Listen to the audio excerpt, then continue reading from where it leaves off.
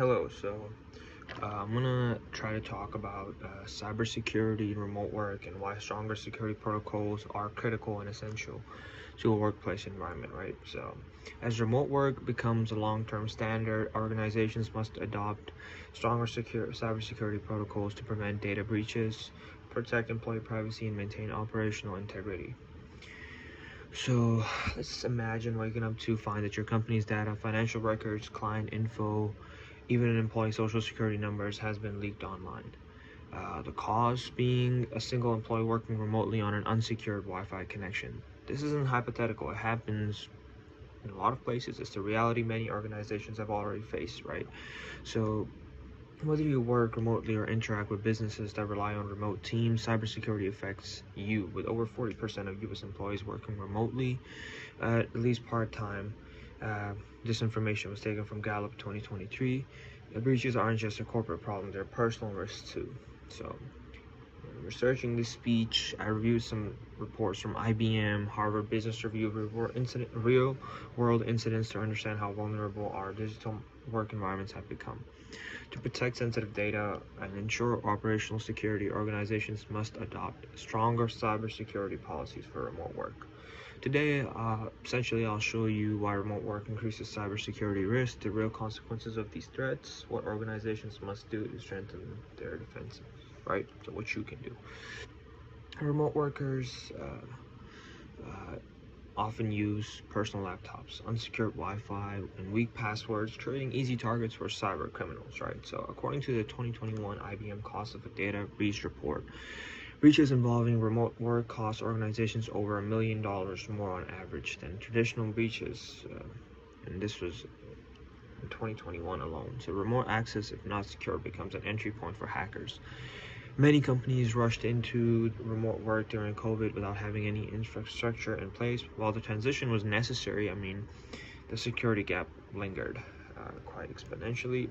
Tools like personal email accounts, public file sharing device services, and outdated software also increase risks, and without clear IT policies, employees often don't know any better. As cybersecurity expert Joseph Steinberg quotes in Forbes, human error is still the biggest threat in cybersecurity, and remote work multiplies the chances of those mistakes. Steinberg, 2022. The consequences of these vulnerabilities can be devastating. Data breaches affect everyone, businesses, employees, and even customers, right? Leaked financials, stolen identities, damaged reputations are just the beginning.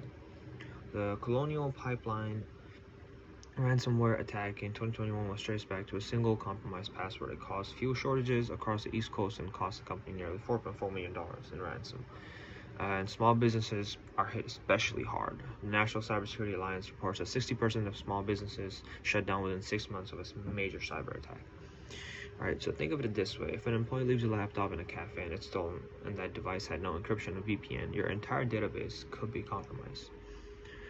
Companies must take action now to protect data and workers. First of all companies should require multi-factor authorizations, even for internal systems. This simple tool can block 99% of automated attacks, right?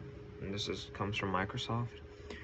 Second, companies should provide secure company-issued devices rather than relying on personal ones. Third, regular cybersecurity training is key. So make sure you're training your professionals, training your individuals, your employees.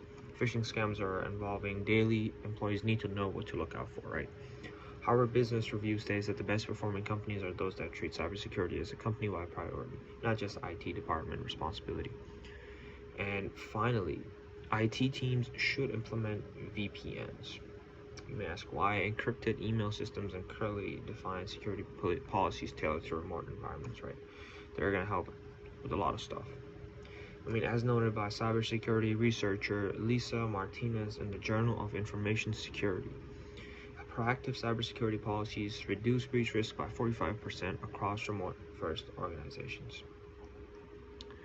So we've discussed why remote work increases cybersecurity risks, the severe consequences of breaches, and what specific actions must be taken to protect data, right? With remote work here to stay, we need to adopt stronger cybersecurity measures, not just for protection, but for survival. If you're an employee yourself, right, just ask your organizations about their remote security policies. And maybe it's time for you to up your game and add in training your employees, adding more awareness, right? So if you're an employer, it's time to review your systems and invest in protection. So put money in so you don't lose out on delicate and important information being dished out to all these attackers, right? And start the conversation before a breach starts, right? And that could essentially lead to a crisis and your company shutting down, and we don't want that. So the key is prevention. So prevention will help 70% of a downfall of any major company or minor company, right? So cybersecurity isn't just a tech issue, it's a human issue, right? And as long as we work from anywhere, security must protect us everywhere.